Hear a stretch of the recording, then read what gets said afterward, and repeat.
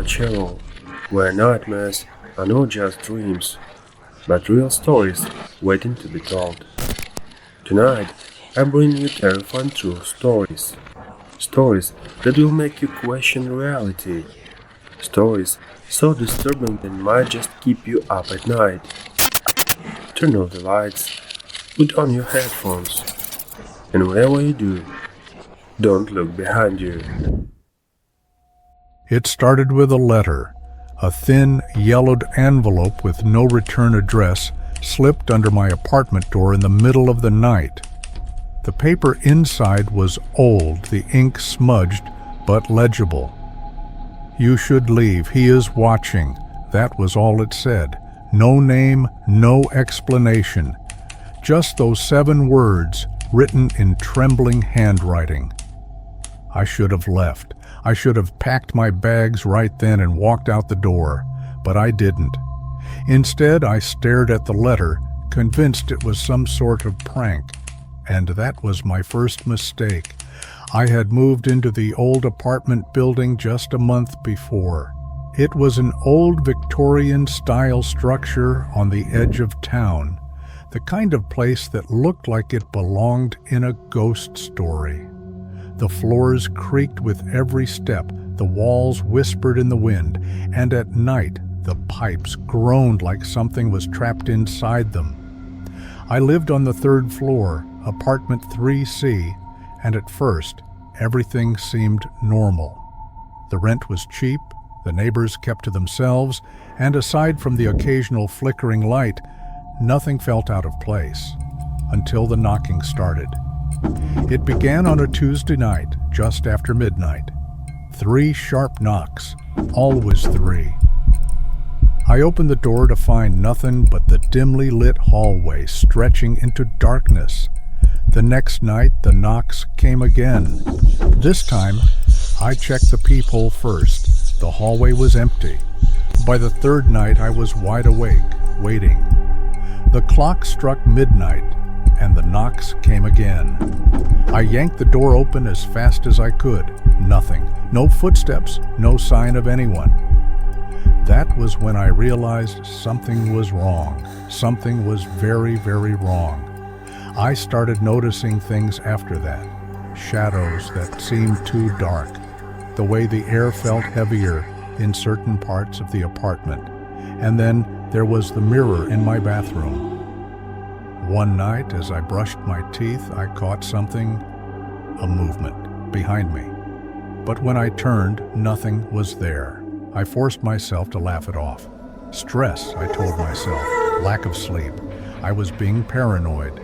But as the days went on, the feeling of being watched grew stronger. Then came the scratches on my walls. Faint at first, like something was dragging its nails just beneath the surface of the wallpaper. I ran my fingers over them, feeling the grooves. They weren't there the day before. And then, one night, I woke up gasping, my room ice cold. The air was thick, suffocating. And in the darkness, I heard it, breathing. Desperate for answers, I set up my phone to record audio while I slept. The next morning, I hesitated before pressing play. For the first few hours, it was just silence. Then, at exactly 3:15 a.m., there was a sound, knocking. And then something else. A whisper, low, guttural, barely audible. "You shouldn't be here?" By now, I was at my breaking point. I searched every inch of my apartment, desperate to find some rational explanation. And that's when I found it. A door. Not my front door, not the bathroom door. A different door hidden behind the bookshelf. It was small, just big enough for a person to crawl through. The wood was ancient, the handle rusted. My hands trembled as I turned the knob. The door opened into darkness, a crawl space. The air inside was heavy with the scent of mildew and something else, something rotten. My flashlight flickered as I crawled inside. The space was narrow, lined with wooden beams, and then, at the far end, I saw it. A mattress. Old, stained, used. And beside it, a pile of letters, all identical to the one I had received. "You should leave. He is watching." A chill ran through me. My heart pounded. Someone had lived here. Someone still might. Then I heard it, a shuffling sound. I turned, shining my flashlight toward the noise, and I saw him. He was crouched at the end of the tunnel, just beyond the reach of my light. Pale, gaunt. His skin was stretched too tight over his bones, his eyes sunken and black, and his mouth grinning. Wide, too wide. I scrambled backward, heart hammering against my ribs. He didn't move. He just watched me. Then he started crawling. I kicked at the walls, trying to get out. His fingers stretched toward me, long and bony. His grin never wavered. I tumbled back into my apartment, slamming the hidden door shut. My hands fumbled for something, anything to barricade it. I pushed the bookshelf back into place, heart pounding, breath ragged. Silence, and then 3 knocks right behind the bookshelf. I didn't sleep that night. I didn't even stay to pack. As soon as the sun rose, I grabbed my keys, my wallet, and I left. I never went back. The apartment is still there. I see it sometimes, listed online for rent, always at a suspiciously low price. I think about warning the next tenant. But what would I say? Would they even believe me? Or would they dismiss it, just like I did? Until the knocking starts. 3 precise knocks.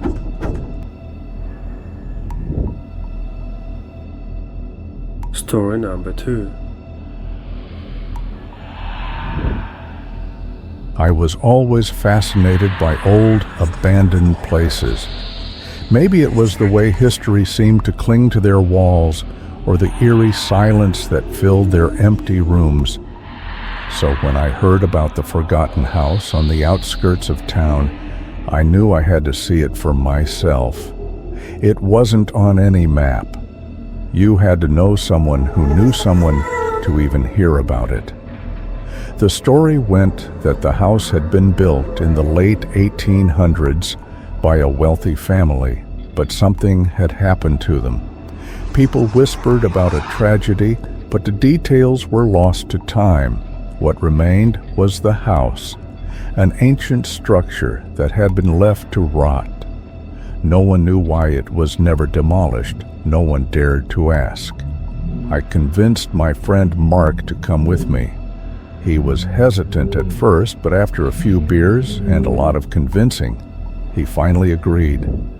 We packed some flashlights, a couple of cameras, and set out just as the sun dipped below the horizon. The road leading to the house was barely a road at all, just a dirt path covered in overgrown weeds.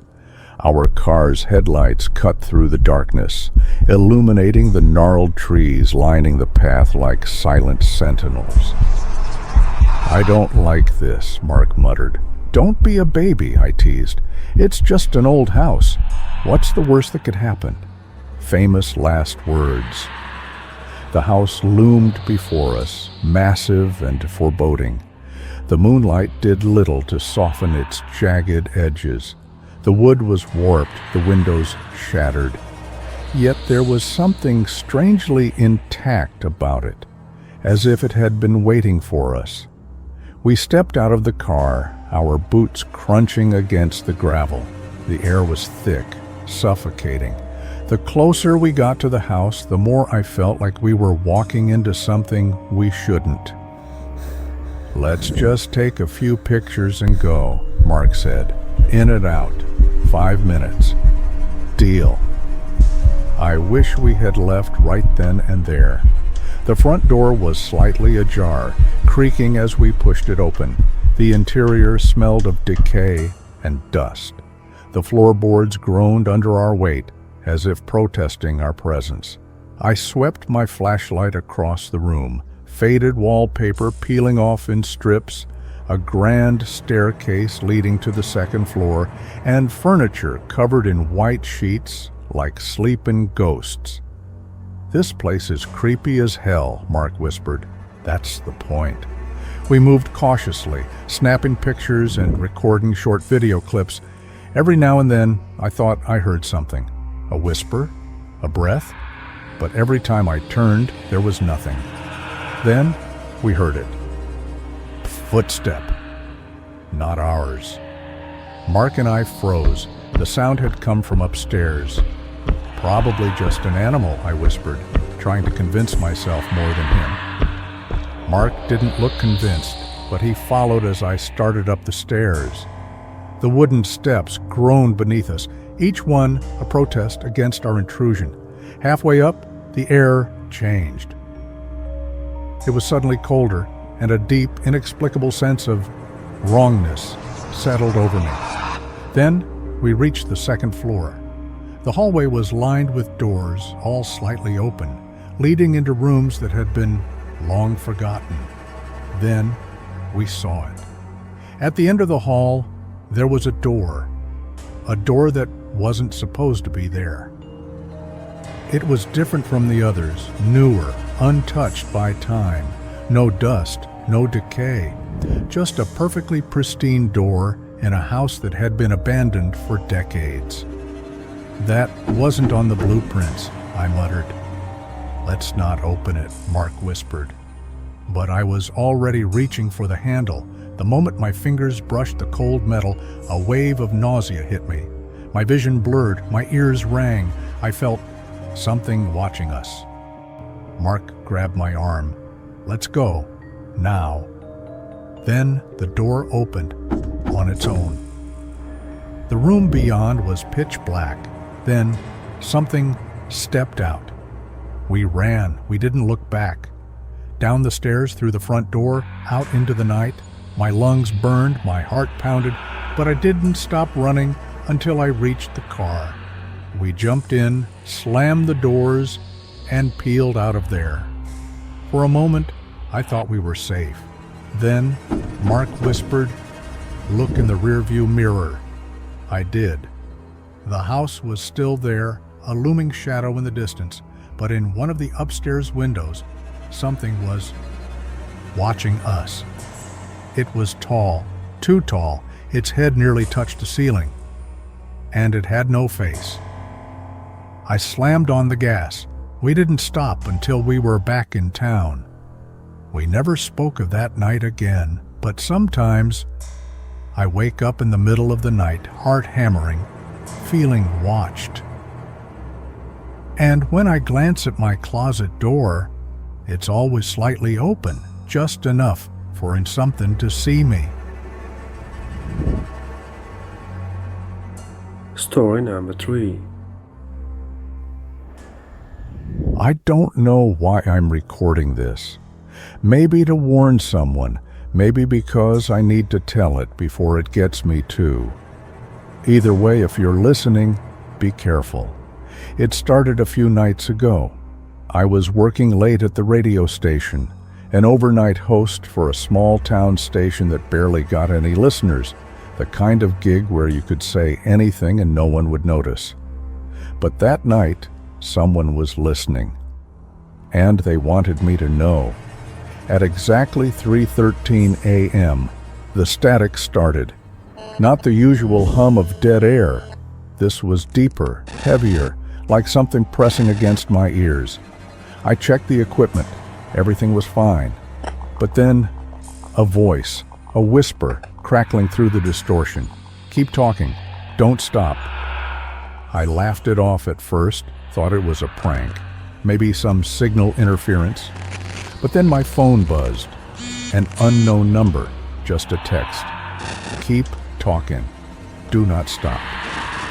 I felt a chill crawl down my spine. It was like they could hear me, like they were inside the booth with me. The station had no windows, just walls of old soundproof padding, but I swear I felt someone standing just out of sight. I cleared my throat, trying to shake the paranoia, and kept talking. Read off the weather, talked about an old ghost story from the area, anything to fill the airwaves. Then, at 3:27 a.m., The whisper returned. Tell them what you see. I blinked, my heart pounded. Tell who? I said, my voice shaking. Static? Then the lights flickered, and for just a second I saw something in the glass of the sound booth door. A reflection, but it wasn't mine. It was a face, hollow eyes, a mouth stretched too wide in a silent scream. I spun around, nothing. I tried to laugh it off, but my voice cracked. All right, you got me. Good prank. The static roared in response, deafening. I yanked off my headphones. My ears were ringing, my hands shaking, and then the power cut out. The room plunged into darkness. I grabbed my phone, turned on the flashlight, my breath coming in short gasps. My fingers hovered over the emergency dial, but before I could press it, my phone buzzed again. Look outside. I hesitated, then turned toward the only door in the room. It led to the hallway, to the exit. Slowly, I approached, my footsteps barely making a sound on the carpet. I reached out, gripping the cold metal handle, and pulled. The hallway was wrong. It stretched on much longer than it should have. The walls seemed to breathe, pulsing in the dim emergency lights. And at the end of it stood a figure, tall, motionless, watching me. I slammed the door shut and locked it. My breathing was ragged. My chest felt tight. My phone buzzed again. Keep talking! I ran back to the console, hit every switch, trying to turn the broadcast back on.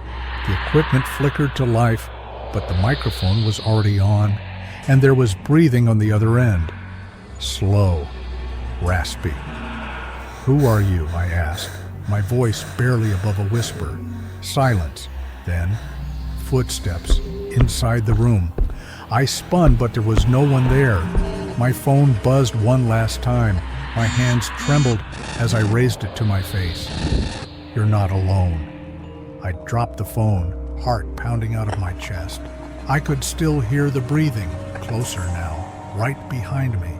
And then, a whisper, right against my ear. Your turn. The lights flickered. The equipment surged with static, and before I could scream, everything went dark. They found me the next morning, microphone still clutched in my hands.